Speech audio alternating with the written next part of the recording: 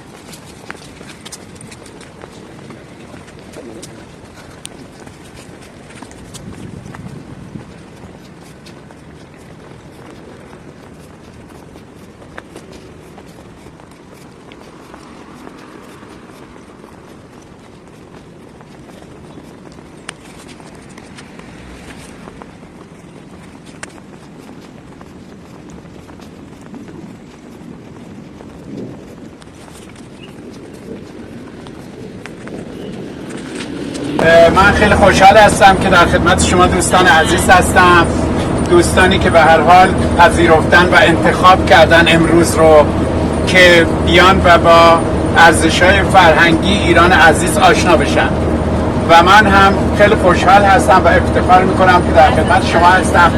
امیدوار هستم که با دست پر برگردیم.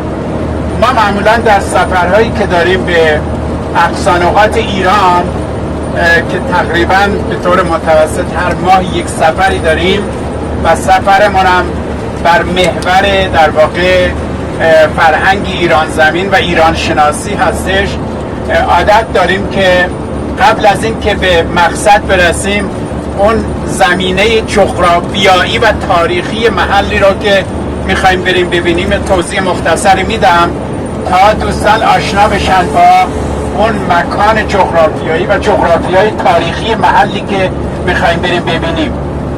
خب ما داریم میریم به سمت بازه هور. ما تا خب خود بازه هور رو باید این فلسفه وجودیش رو بدونیم که در چه ظرفیت جغرافیایی و تاریخی قرار گرفته. من یک توضیح مختصری میدم از جغرافیای تاریخی ایران بعد از اومدن آریاها و سریع میگذارم تا برسیم به اصطلاح دوران بازه هور، یعنی دوران اشکانی و ساسانی.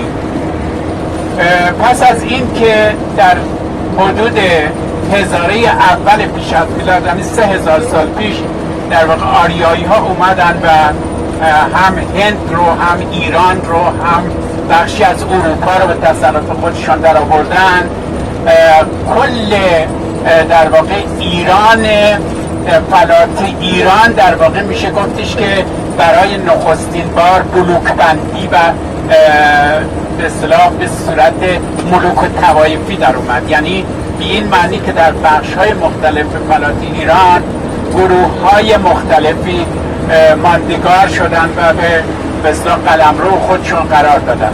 حالا ما همه رو حذف میکنیم میان به خراسان.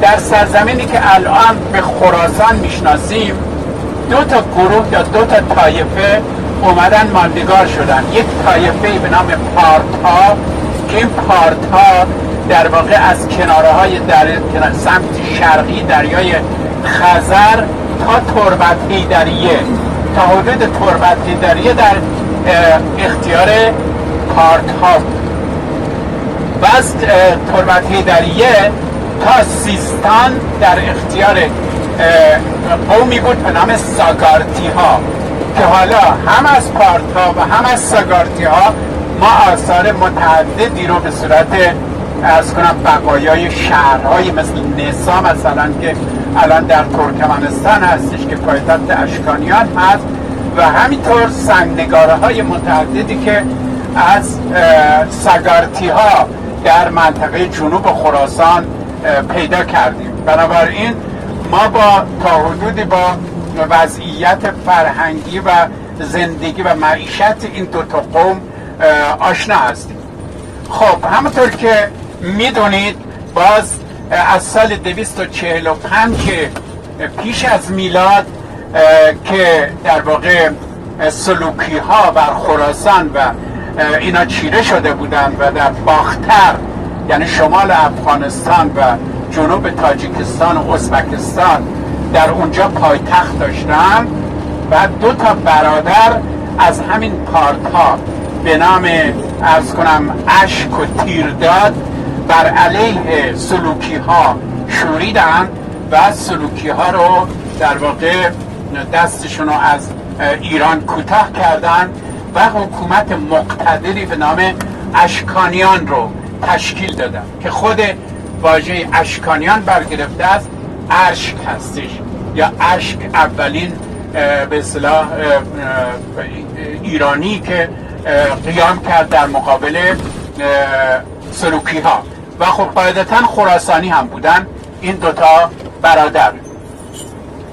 و بعد از اون در واقع اشکانیان طولانی ترین دوران تاریخی رو در ایران آغاز کردن، یعنی 500 سال ما تا حالا حکومتی که سلسله‌ای که 500 سال حکومت بکنه در ایران نداشتیم و این اشکانیان بودن که 500 سال در ایران حکومت کردن و وسیع ترین امپراتوری رو از کناره های نیل تا مرز چین به خودشون اختصاص دادن و پایتختشون هم عرض کردم که در همین خراسان. البته پایتخت های متعددی داشتن در خراسان، در بین النهرین و در عرض کنم عراق، یعنی تیسفون که تیسفون هم پایتختشون بود و همینطور عرض کنم که در عراق هم باز اونجا هم پایتخت داشتن و به هر حال به این شکل اشکانیان شکل گرفتن تا رسید به دوره ساسانیان که خب در دوره ساسانیان هم خراسان بسیار بسیار اهمیت داشت، ولی اهمیتی که بیشتر داشت خراسان در واقع اهمیت ایدئولوژیک داشت، به این معنی که در خراسان در واقع یک آتشکده‌ای بود به نام آتشکده آذربرزنمهر، یعنی 3 تا آتشکده اصلی و اساسی داشتن ساسانی ها مال 3 تا طبقه که یکی آتشکده در واقع فارس بود مال پادشاهان، یکی که آتشکده از کنم آذرگوشس بود مال ببخشید آتشکده فارس مال موبدها، آتشکده آذرگوشس مال پادشاهان و آتشکده آذربرزنمهر مال از کنم که کشاورزان و صنعتگران و کارگران. خب شما اگر که این در واقع این هرم اجتماعی رو رسم بکنید از نظر به اصطلاح فراوانی طبقات اجتماعی، خب میبینید که مثلا پادشاه یک شخص هستش، حالا ممکن هستش که با اون خانوادهش و نزدیکانش مثلا یک جمعیت کوچیکی رو تشکیل بدن. موبدها هم یا روحانی ها هم در واقع یک جمعیت محدودی هستند، ولی تقریبا قاطبه مردم میشن کشاورز و کارگر و صنعتکار. حالا اینا که آتشکدهشون به نام آذربرزنمهر در خراسان بود و این مسئله باعث شده بود که در واقع در خراسان به صورت یک زیارتگاه بزرگ در بیاد برای قاطبه مردم ایران. حالا اهمیت خراسان رو در اون زمان پس میتونید درک بکنید که چقدر مهم بوده. به همین خاطر ما یک پدیده داریم به نام دیوار بزرگ گرگان، اگه شنیده باشید، که از دریای عرض کنم که مازندران کشیده شده تا جنگل های گلستان و از اونجا هم باز دنبال کردن این ادامه این دیوار رو به سمت سرخس و کلات و ادامه پیدا میکنه، میره میخوره به دیوار چین حتی. خب در اون زمان خراسان اینقدر اهمیت داشته که مثل کشور چین با این دیوار در واقع حفاظت میشده از طرف از جلوی عرض کنم که اقوام وحشی مثلا هپتالی ها و کسانی دیگه. حالا ما الان در این سفری که داریم میریم به محلی که به احتمال قریب بی‌یقین با آتشکده آذربرزین مهر مواجه هستیم، در همین عرض کنم بازه هور که باز اونجا توضیحات مفصل خدمتتون خواهم داد.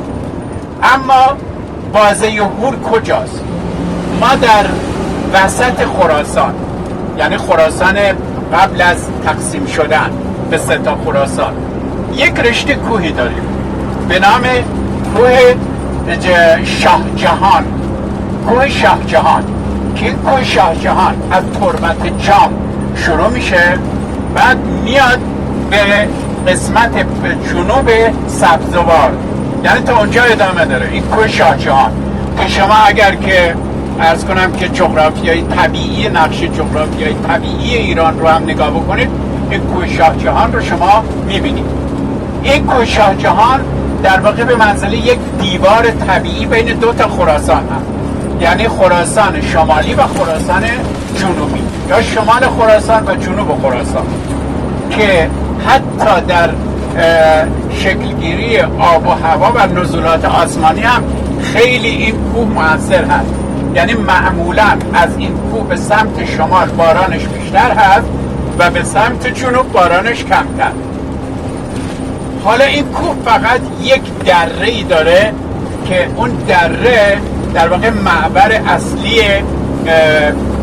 بین خراسان شمالی یا شمال خراسان به جنوب خراسان و همینطور سیستان و کرمان و یزد و اینا هستش.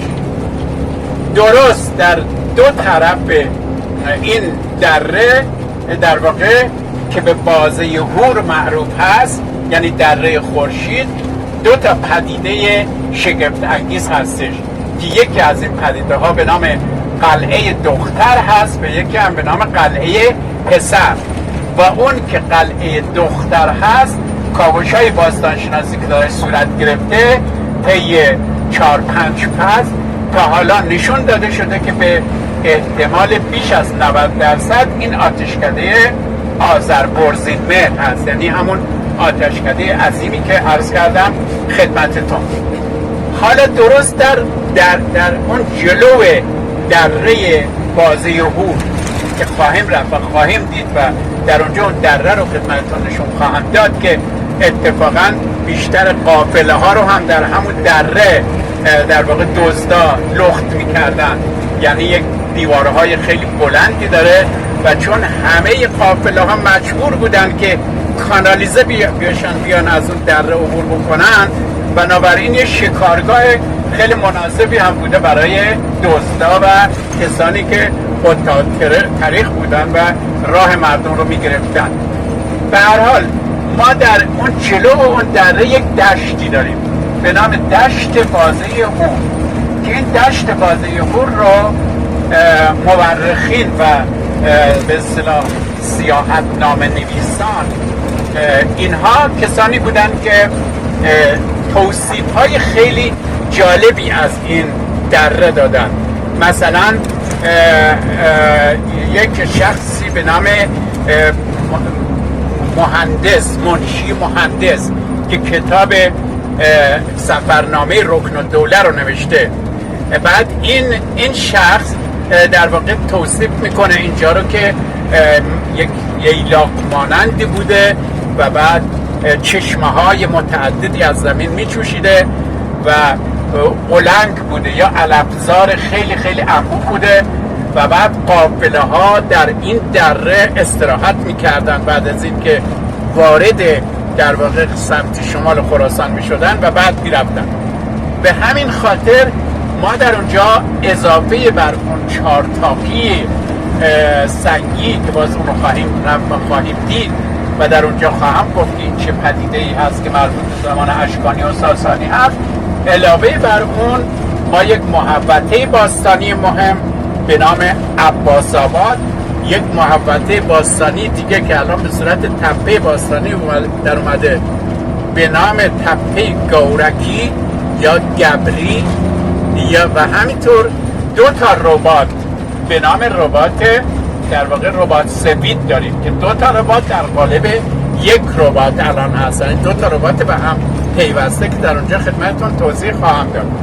بنابراین محلی که ما میریم میبینیم محل بسیار بسیار مهم و تعیین کننده ای هست در تاریخ ایران و اتفاقات مهمی که در اونجا افتاده که در اینجا دیگه بیشتر از این وقتتون نمیگیرم، خستتون نمیکنم و با اونجا که رسیدیم به مقتضای اون چی که میبینیم در اونجا توضیح کافی خدمتتون خواهم داد. درود بر شما.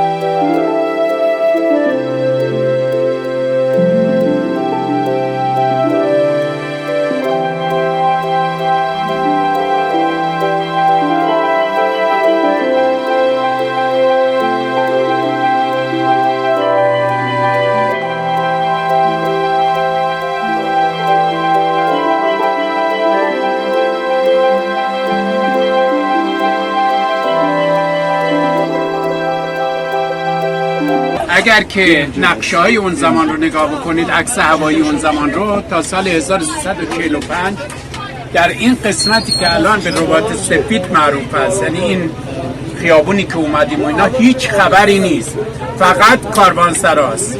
تا سال 1345 فقط کاروانسرا اینجا بوده، ولی روستای بزرگ اینجا بازه هور بوده که بازه هور در اون قسمت هستش.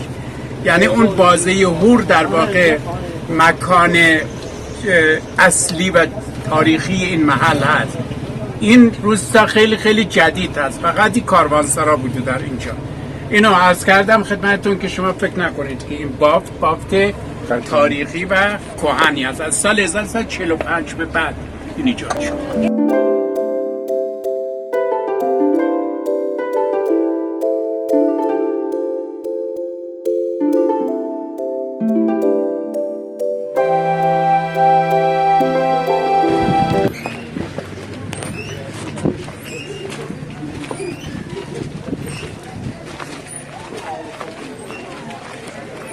وضعیتش داغونه. آره مثل برای من نشده استاد از درسته.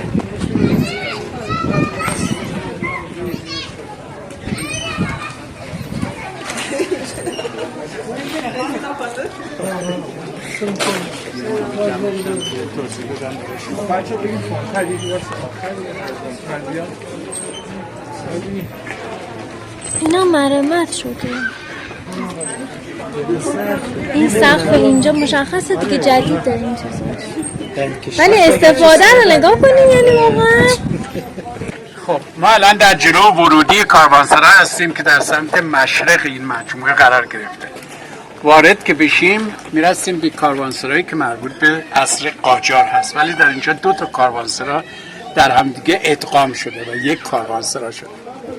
خب این ایوان ورودی بوده، منتها در 2 طرف ورودی، در این طرف 6 غرفه بوده. 6 غرفه یعنی ایوانچه. ببینید اونجا فقط یک قسمت کمی از ایوانچه باقی مونده. 3 تا اینجا بوده، 6 تا اینجا، یعنی 9 تا ایوانچه در 2 طرف ورودی بوده. حالا این ایوانچه ها چی بودن؟ ایوانچه ها مکان های استراحت و اقامت موقت بودن، یعنی کسانی که در اون داخل حجره و غرفه حالا اینا رو باید توضیح بدم یکی یکی براتون که حجره اون اتاقهایی هستش که در انتهای ایوان ها اونجا نگاه کنید اون دری که بازه اون در به حجره بازه. حجره یعنی یک اتاقی که در انتهای اون ایوانچه هست. ایوانچه جلو بهش میگن غرفه. هر بخشی در واقع هر حجره و غرفه‌ای به منزله یک سویت بوده. یعنی در یک سویتی که در واقع یک خانواده یا یک جمعی از کاروانی ها درش میتونستن اقامت بکنن زندگی بکنن. معمولا اونا رو خیلی سریع اشغال میکردن اون حجره ها و غرفه ها رو و کسانی که بی مکان میموندن در واقع میومدن از این غرفه ها استفاده میکردن. هر کدوم از این غرفه ها برای خودش یک بخاری دیواری داره، یک شومینه داره و تاق و تاقچه و اینها. یعنی اینها هم مثل سویت بوده، در واقع در اینها هم زندگی میکردن، منتها برای کسانی که از اون حجره ها و غرفه ها گیرشون نمیمد. حالا وارد کاروانسرا میشه. این قسمت بچه ها بهش میگن که هشتی. چرا؟ برای که 8 زل داره. یعنی شما نگاه بکنید 8 زل داره. منتها در دو طرف هشتی معمولا 2 تا اتاق هست، یکی این و یکی هم این. حالا این 2 تا اتاق حکمتش چی بوده؟ این 2 تا اتاق یکی از اینا سرایه داره، در واقع متصدی این کاروانسرا بوده که به هر حال مراقبت میکرده از کاروانسرا. یه بخشی از این هم به منزله یک بوفه بوده، یک فروشگاه که تا حالا تو این فروشگاه چیزایی از قبیل سوخت، از قبیل نان، از قبیل آرد، از قبیل علوفه، نمیدونم جو، چیزایی که در واقع یک مسافر لازم داره برای زندگیش در طول حرکتش بهش نیاز داره. پس بنابراین یکی برای سرایدار بوده، یکی هم برای عنوان فروشگاه یا غرفه. معمولا هشتی زیباترین در واقع فضاهای کاروانسرا هست. چرا؟ برای که بیشترین جمعیت از هشتی عبور میکردن و معمولا هنرمندان قدیم در جاهایی هنرنمایی میکردن که در معرض دید بیشتر باشه، یعنی وقتشون و هنرشون رو در واقع ارزان نمیفروختن و برابر این نحوه ساخت این هشتی میبینید که با این آجرهایی که اصطلاحاً در معماری میگن خب تراسته، اینا رو به این شکل آوردن، به نوعی در واقع تفننی ساختن تا بخوان مثلا ضربیه ساده بسازن. تو اون دیوار از این طرف اینجوری شکستگی داره. ورودی اصلی این از این گوشه بوده به اون سالن اعیان اشرافی که گفتم که الان نمیشه رفت، نمیدونم چرا نمیشه رفت، و بعد به اونجا راه داشته، یعنی وارد اون میشدن بعد میومدن داخل اون احتمالا اون مثلا بسته شده.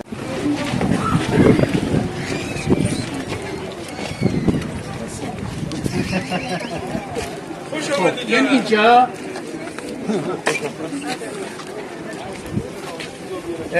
کاروانسرای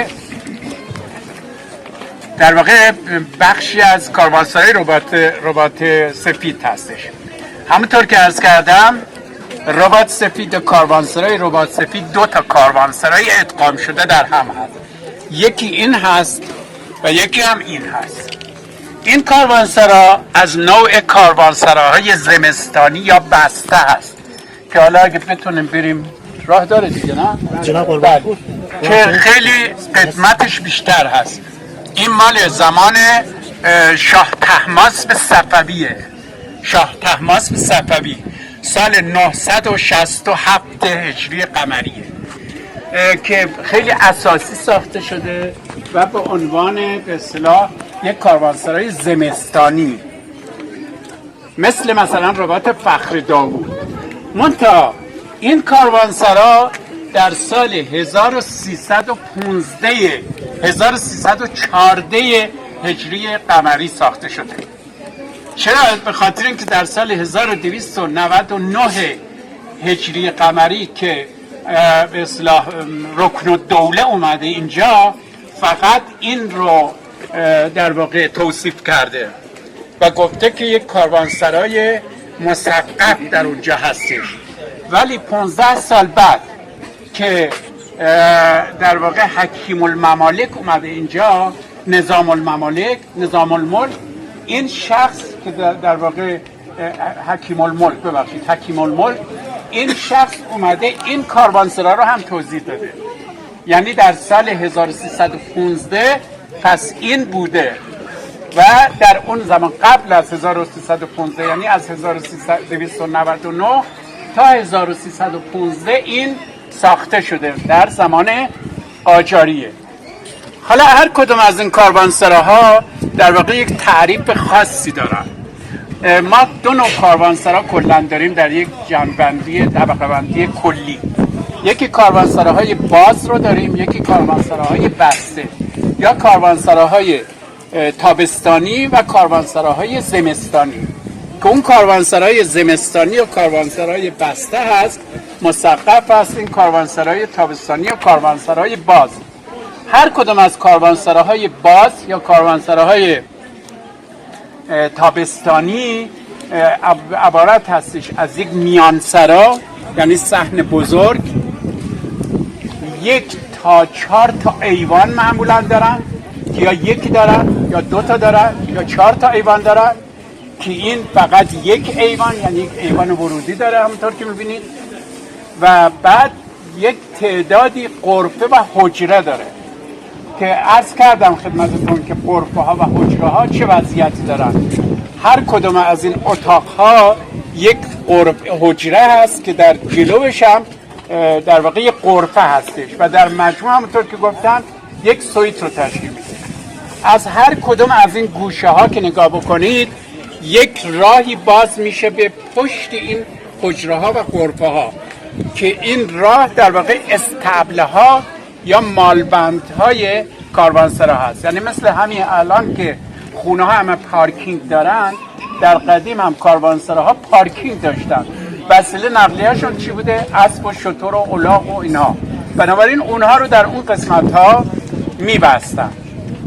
هر رباطی یک شاهنشین داره بچه‌ها. شاهنشین مکانی هستش که رئیس و تجار یا یک حاکم یا یک شخصیت بالا مقام در اونجا میتونسته اقامت داشته باشه و فضای خاصی بوده.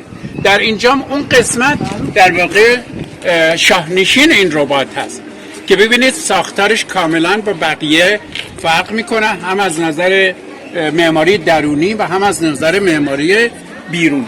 حالا بریم به داخل رباط در واقع زمستانی ببینیم که اونجا چه خبر هست.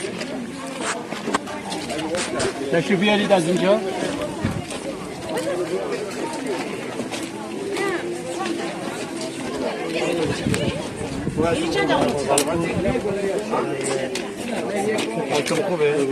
شما پس میسر آمده میشه؟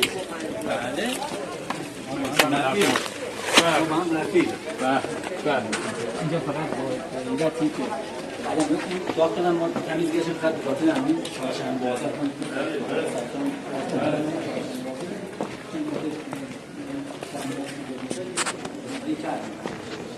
درود بر شما.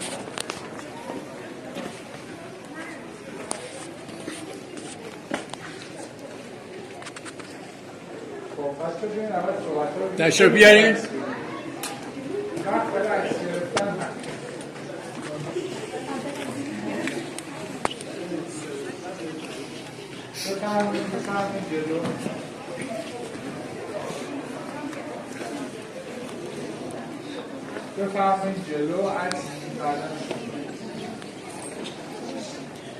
خب این قسمت یا این رباط سرپوشیده رباط سفید هست یا کاروانسرای سرپوشیده رباط سفید. شما در اینجا ضمناً تفاوت کارهای اساسی تا دوره صفویه یعنی تا زمان شاه عباس در واقع کارهای دوره صفوی ادامه کارهای اصیل گذشته بود و اساسی بود. میبینید با کارهای دوره قاجار که چقدر تفاوت دارن از نظر استحکام و از نظر ساختار و از نظر زیبایی.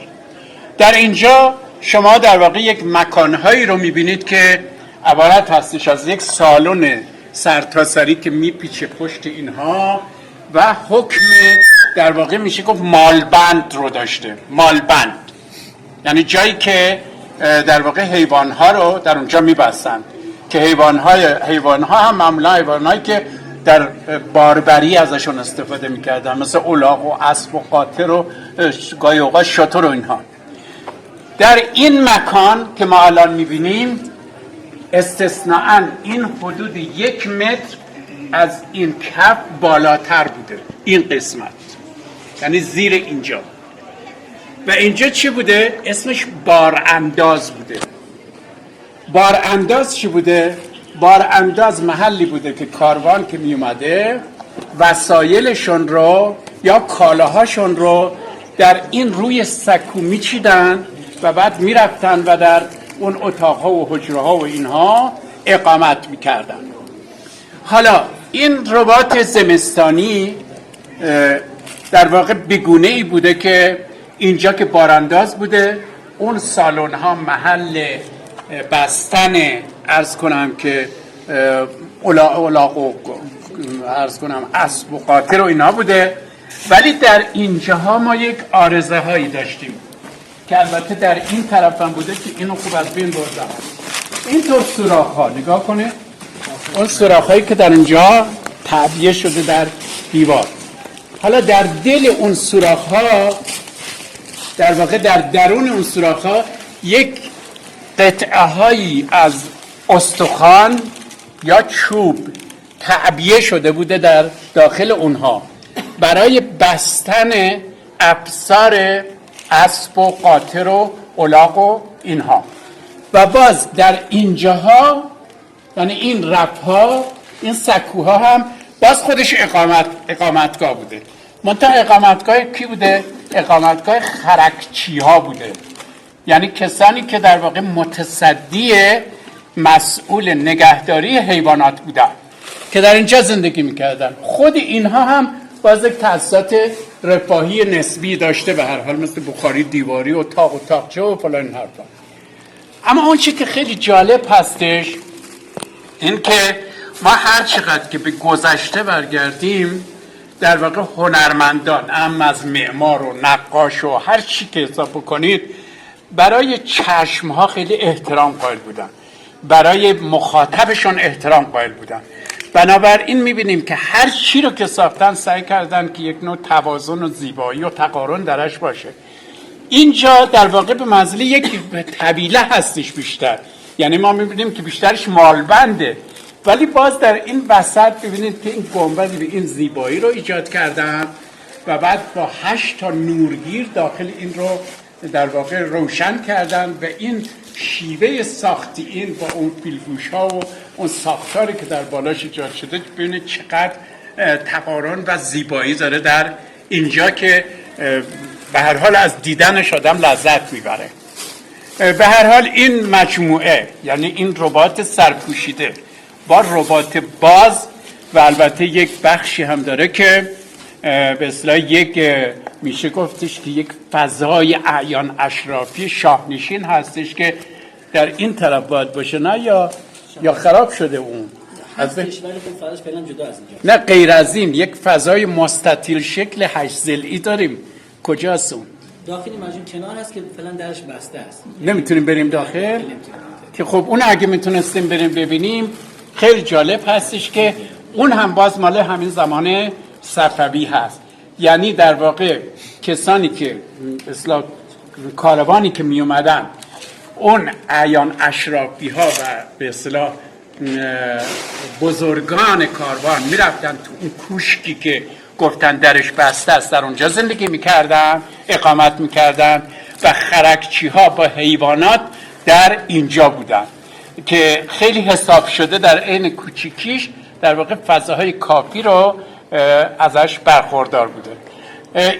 این فضا در مجموع با توجه به موقعیتش که عرض کردم خدمتتون تو ماشین که چه موقعیت جغرافی داره، یک مکان ممتاز واقعا میتونه باشه از نظر گردشگری. یعنی اینا رو اگه سامان بدن و در واقع بازسازی بکنن و به بهره برداری برسونن، خیلی خیلی میتونه هم از نظر جلوه های معماری و هم از نظر به اصطلاح جنبه های گردشگری و اینها مفید باشه که الان میبینید که وضعیتش به چه صورتی هست و به هر حال تنها استفاده که میشه همین چهارشنبه بازار گویا که نه تنها استفاده نمیشه که خیلی خیلی هم آسیب های فراوانی دیده. البته بهتون بگم که و قبلا هم عرض کردم که بسیار اینجا مورد تجاوز و دخل و تصرف قرار گرفته، خانه ها اومده در همه جا از اطراف بهش چسبیده، خیلی از فضاها رو تصرف کردن. همه اینا انبارهای کاه و نمیدونم علوفه و فلان اینها بوده، حالا خود شما شاهد هستید و به هر حال الان من نمیدونم که حالا چجوری تونستن اینجاها رو آزاد بکنن، از تصرف در بیارن، ولی جا داره که شورای محترم به فکر در واقع این فضاها و مکانها باشه که به منزله اساس هویت شما محسوب میشه. من گفتم تو ماشین تا سال 1345 ربات سفیدی وجود نداشته، یعنی روستای ربات سفیدی وجود نداشته، نقشه سفید فقط اینجا بوده، فقط اینجا، و بعد از اون هستش که در واقع ربات سفید شده ربات سفید. بنابراین این ربات سفید باید به اینجا بباله و به فکر این بهتر از این که هستن باشه. حالا نمیدونم که مسئولین چه برخوردی با اینجا میکنن، از جمله مثلا میراث فرهنگی، ولی خود مردم اینجا و شورای اینجا خیلی باید این مسئله رو جدی بگیرن. خیلی سلام عرض خدمت همه. حالا شما میخواید شما باز نه صحبت خودتون رو بکنید، جواب منو بدید ببینم که چی جواب میدید. سلام ادب و احترام خدمت تمام مهمانان عزیز، آقای دکتر و سایر دوستان که تشریف آوردن. به رسالت ربات سفید خوش آمدید. توضیحات کافی و کامل آقای دکتر خدمت دوستان عرض کردن، اما در باب دفاع بخوام عرض کنم به عنوان شورای ربات سفید، خب ما به عنوان شد بودجه‌ای که نداریم. ما تنها کاری که میتونیم انجام بدیم نامه‌نگاری و پیگیری هست. خب خودتون می‌بینید با این بودجه‌هایی که در ادارات و سازمان‌های مختلف هست، متاسفانه ما هیچ بودجه‌ای نداشتیم در مورد این ربات جذب بکنیم. برای اینجا نامه‌نگاری با آقای دکتر قایزاده به عنوان نماینده مجلس داشتیم. ایشون دو یا سه نفر رو معرفی کردن به عنوان سرمایه‌گذار که متاسفانه به خاطر اون موقعیت جغرافیایی که ربات سفید داره خب حاضر به سرمایه‌گذاری نشدن و رفتن از اینجا در واقع. و ما تنها امیدمون نسبت به آثار تاریخی و میراث داخل ربات سفید که این ربات هست و چهارتاقی که حالا می‌بینم رفتیم یا هنوز نرفتیم، چهارتاقی هم خواهیم رفت. ارسان خیلی فقط آقای دکتر لباف هستن، حالا آقای دکتر میثم لباف بگم خب که ایشون واقعا تو این پسر استاد هستن. بله من سرمایه‌گذارشون ارسان خدمت شما که فقط ایشون هستن که با ما به قول معروف مراوده دارن و پیگیر کارهای ما هستن. این فکرم دومی یا سومین اردوی هست که دوستان تشریف میارن. فقط آقای دکتر لباف به قول معروف میگن هوای ما رو داره، وگرنه نه میراث، نه هیچ کس، نه خود رئیس میراث، نه معاونینشون، فقط میگن اینجا برای ما حرف میزنن، وعده وعید، تمام رفت با تا دوره بعدی که آقای دکتر لباف از یک ناحیه یا از یک سازمانی بخواد یک مکاتبه داشته باشه، اینا دوستان بیان همراه با آقای دکتر لباف بیان و زودتر از آقای دکتر لباف هم برن. اینجوریه حکایت ربات سفید. این داخل مجموعه هم که دیدیم سیمان هست کف و دور سنگچین با سنگ گچ هست. داخل این ربات ارسان خدمت شما نزدیک 4 یا 5 سال پیش، بیشتر 10 سال پیش این دیوارها اومد پایین. یعنی علاوه بر اینکه خطر جانی برای بچه‌های خود دوستای ربات سفید داشت، تخریبش هم جای خود داشت. خب اهالی تصمیم گرفتن هم از این مجموعه به عنوان سالن ورزشی استفاده بکنن، هم به عنوان اینکه جلوی تخریب بیشتر رو بگیرن. ناچار شدیم یک تغییرات در ظاهرش انجام بدیم، ولی تغییراتی که در ظاهر هست بسیار راحت میشه اونا رو دوباره به صورت اولش برگردون. دیگه ما ساده ترین راه این بود که از مردم پولی جمع کردیم و این کف سیمانش کردیم و دورم سنگچین کردیم که حداقل اون وضعیت موجودی که بود فعلا حفظ بشه تا ببینیم از این برادران ما در میراث چه حرکتی. منظور بچه‌ها اون محوطه بیرون رو میگن که دیدیم سکو بود اونجا دارن. آره اونجا بود. ما چند سالی هم به عنوان سالن ورزشی استفاده کردیم و خب دیگه سالن ساخته شده، اینجا هم تعلق گرفت به چهارشنبه بازار. یک روز در هفته ما اینجا چهارشنبه بازار داریم. حداقل رفت و آمدش خوبیش این هست که این مجموعه به همین صورتی که هست باقی مونه، بیشتر از این تخریب نمیشه. خب این کف البته باقی که نمونده، اون شکافایی که اونجا برداشته و این وضعیت خب این حالا دکتر سعید میفهمید ما جلسه قبلی که ولی اینجا من یک پیشنهاد دارم. شما از قانون برکت اسم بردید. قانون برکت مثل یک مکان، یک جایی هستش که مثل به اصطلاح اون فرمان امام، صفت فرمان امام یه اعتبارات خیلی زیادی در اختیارش هست و اون میتونه مکانهای عام المنفعه مثل مدرسه، مثل مسجد، مثل امامزاده، مثل جاهای دیگری بسازه و من فکر میکنم که اگه با شما با اونجا مکاتبه بکنید، اونها میتونن استعداد اینو دارن که در واقع اینو بازسازی بکنن، بازپیرایی بکنن.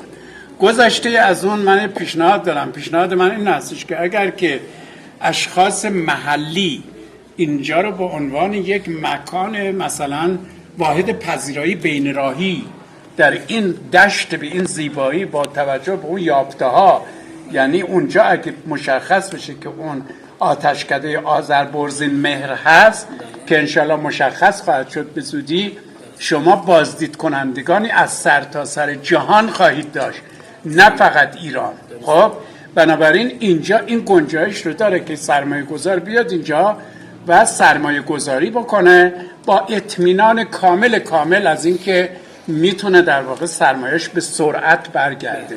این رو شما در نظر داشته باشید که اگه در محلتون در واقع کسانی هستن که توان سرمایه گذاری داشتن، این رو غفلت از این قضیه نکنن. من یک نکته بگم که ما از دو طریق اقدام کردیم برای بازسازی اینجا از خود محلی.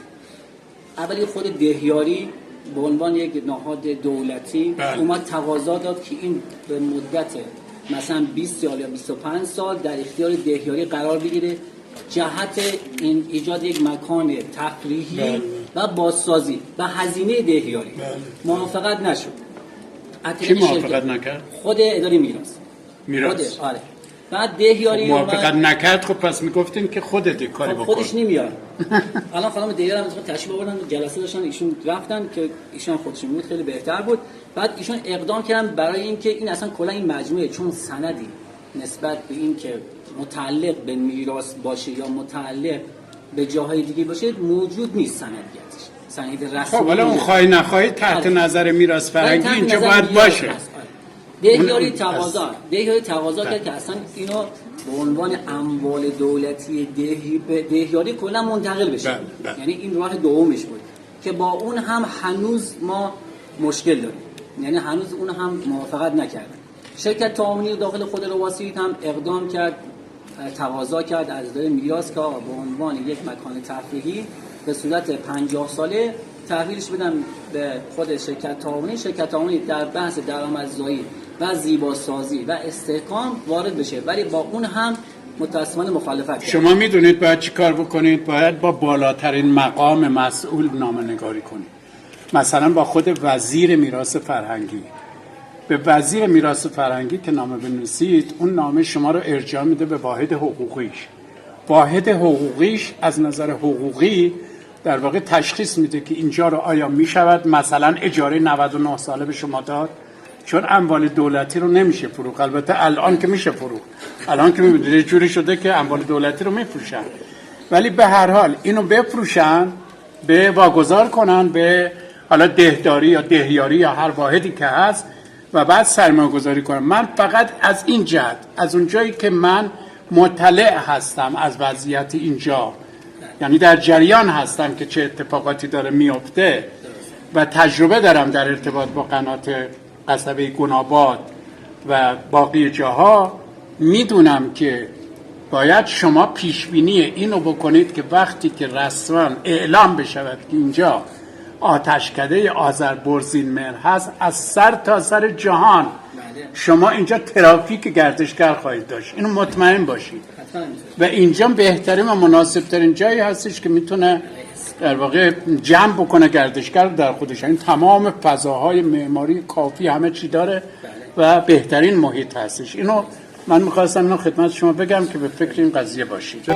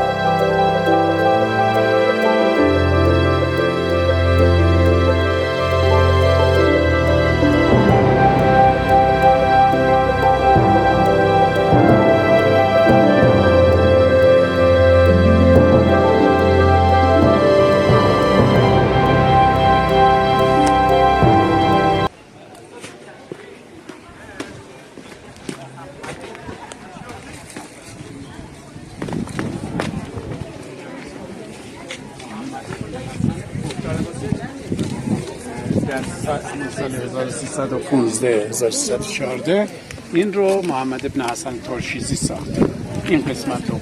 ولی اون یکی باز یک تاجر بزرگ تربتی ساخته در زمان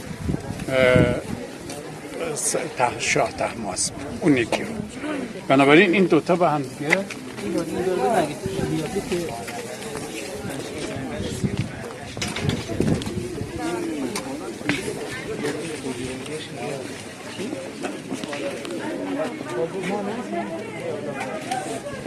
چی ببینید؟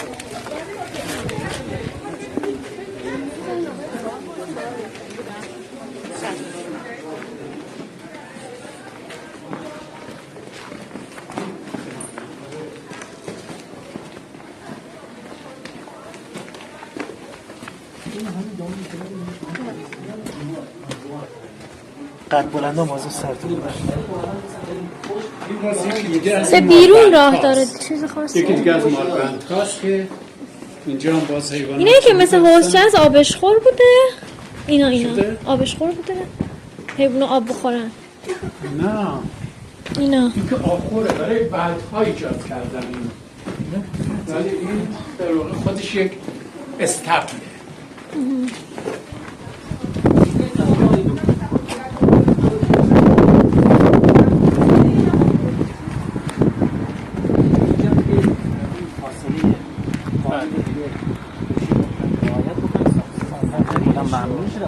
اینجا 6 متر رو کنارش همین حمام رو ساختن که حمام هم خیلی آسیب زده به اینجا اینجا بوده با توجه به این گشمولی‌ها اینجا از حالا شاید اونجا مثلا مجموعه بوده زمان تخلیه شد ولی من اینا تو ذهنم نیست. خب اینا جدیده، چیز قدیمی نیست اینا بعد از این شکل گرفته. خب عکساشون رو گرفتن آقای دکتر؟ بله میتونیم بریم؟ محبتی جایی که مال بنده ادامه پیدا کرد از در فاصله حریم 10 متری داشتن 6 متر.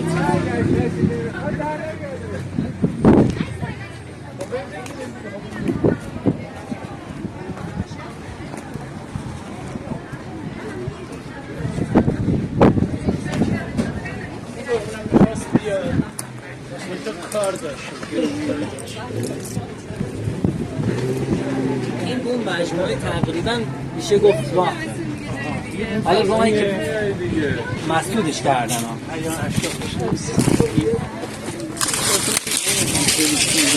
حالا اینجا رو دیدم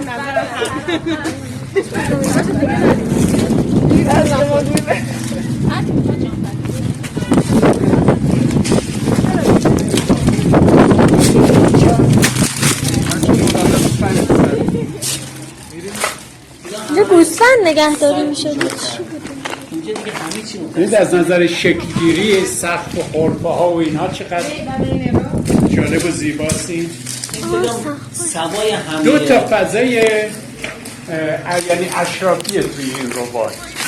یکی اینه، یکی هم یک فضای مستطیل شکلی هستش که اون نمیشه رفت توش.